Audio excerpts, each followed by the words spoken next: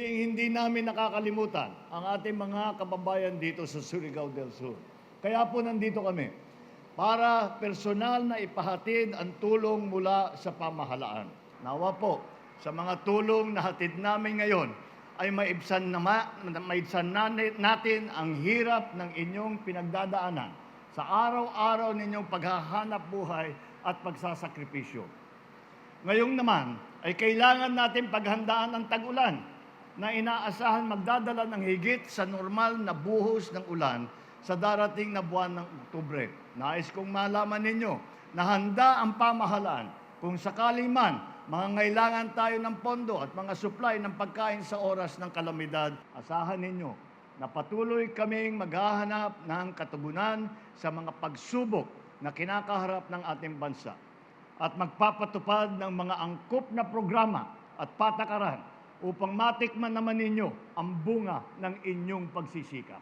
Sa inyong mga magigiting na magsasaka at mangingisda, hindi ito ang huling pagkakataon na makakarinig kayo ng magagandang balita mula sa atin.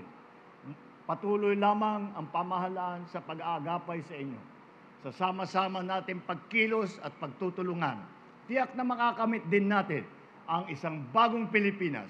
Isang bagong Pilipinas kung saan ay bawat Pilipino ay busog, hindi lamang sa pagkain, kung hindi sa pangarap, pag-asa at mga oportunidad. Sobrang laki po ang tulong niya kasi sa time when it comes sa land preparation, yung farm tractor natin, yung isang hektarya, maano lang ng 1.5 oras. Pag mano-mano, 7 karabaw na isang araw pa. Makales talaga yung sa farm mga equipments natin pag mechanization na po yung gamit natin.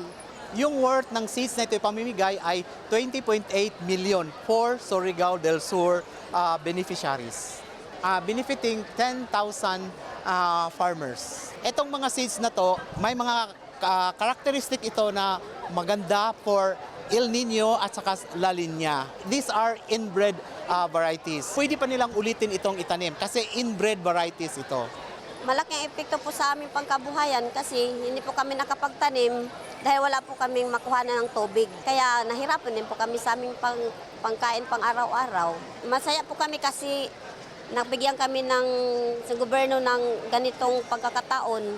Sana po ipagpatuloy niyo po ang programang RCEP para po sa aming makatulong po sa aming mga magsasaka para sa ganun po hindi na kami mahirapan kung saan kami kukuha ng pangbinhi at saka pang abono. Malaking tulong na po yun sa amin. Sana po may pagpatuloy niyo po ang programang ito. Isang biyahe ng kalabaw, 4 na sako lang o bags. Samantalang itong sasakyan, yung mga 500 tons, kilos, kaya ang ikarga nito, ma'am. Kaya malaking tulong talaga ito. Sa ating mahal na Pangulong Bongbong Marcos, salamat dahil binigyan talaga niya ng panahon kahit nasa malayo tayo, nasa Mindanao, pumunta rin siya dahil mahal niya ang mga tauhan niya at sa mga, lalo na sa mga farmers. Mabuhay ang ato presidente.